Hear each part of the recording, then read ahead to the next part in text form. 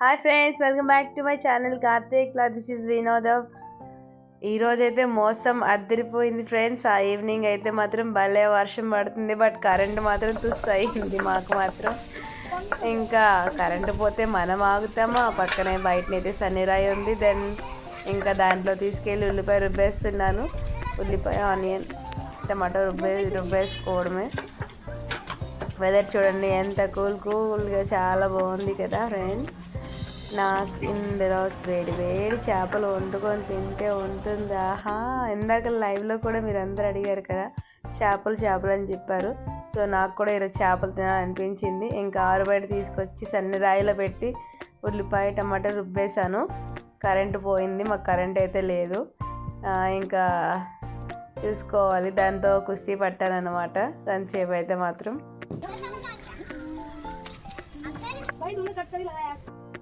లాస్ట్కి అయితే ఇంకా చేప ముక్కలు తీసేసుకున్నాను. ముళ్ళేని చేపలు ఇవి. దాంట్లో మసాలా అంటించి ఫ్రై చేసేసాను ఫ్రెండ్స్. ఇంకా ఇక్కడ రుబ్బుతూ ఉన్నాను, అక్కడైతే అది పెట్టాను. ఇక్కడ రుబ్బుకొని లాస్ట్ ఫైనల్కి దాన్ని అయితే పేస్ట్ చేసేసాను. చూడండి ఎంత బాగా చేసేసాను సన్నిరాయి మీద. ఊర్లో అంటే రుబ్బరాయిలో వేసేస్తాను, ఇక్కడ సన్నిరాయి తీసుకున్నాను అనమాట. నేనే అరేంజ్ చేసుకున్నాను బయట క్వార్టర్స్లోనే. సో ఇలా ఉంది మా ఇంటికాడ క్లైమేట్ అయితే మాత్రం చాలా బాగుంది వెదర్. ఇంకా ఫ్రై చేసేసాను చేపల్ని. దెన్ గ్రేవీ అయితే అదే మొద్దు నూరాను కదా వేసేస్తున్నాను. ఈ వేడి మసాలా పెట్టి అద్దిన చేపల్ని ఇంకెందులో ట్రాన్స్ఫర్ చేసుకోవడమే. ఇంకా మామూలుగా ఉండదు చేపల పులుసు అయితే మనతో.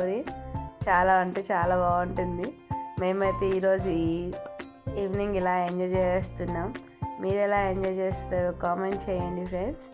నచ్చితే ఒక లైక్ అండ్ సబ్స్క్రైబ్ చేసుకోండి ఫ్రెండ్స్. ప్లీజ్ కామెంట్ చేయండి ఫ్రెండ్స్, ఎలా ఉందో, మీకు ఎలా అనిపించిందో. మా ఏరియాలో మేము చేసుకున్న పద్ధతిలో చేపల పులుసుని మీకైతే ఎలా అనిపించిందో కూడా కామెంట్ చేయండి. కామెంట్ చేసి ఒక లైక్ అయితే ఇవ్వండి ఫ్రెండ్స్. మేము కూడా హ్యాపీ, మీరు కూడా హ్యాపీ కదా. అంతే, ఇంకా వీడియో అయితే ఎండింగ్ అయిపోతుంది. చేపల పులుసు అయితే రెడీ అయిపోతుంది ఫ్రెండ్స్. లాస్ట్లో కొంచెం ఆయిల్ అయిపోయింది ఉంది కదా, అది వేసేస్తున్నాను. మరి ఎక్కువ ఆయిల్ అయితే ఏం బాగోదు కదా, జిడ్డు ఎక్కువ ఆయిల్గా ఉంటుంది. బట్ చేపలకి ఏదైనా నాన్ వెజ్కి ఆయిల్ తక్కువ ఉంటే ఏం బాగోదు, అది బాగా అనిపించదు అనమాట. చేపలకి ఆయిల్ ఉంటేనే బాగుంటుంది. ఇంకా ఆ చేపల నుంచి కూడా ఫిష్ కొంచెం ఆయిల్ తేలుతుంది కదా, చాలా సూపర్ అంటే సూపర్గా వచ్చింది.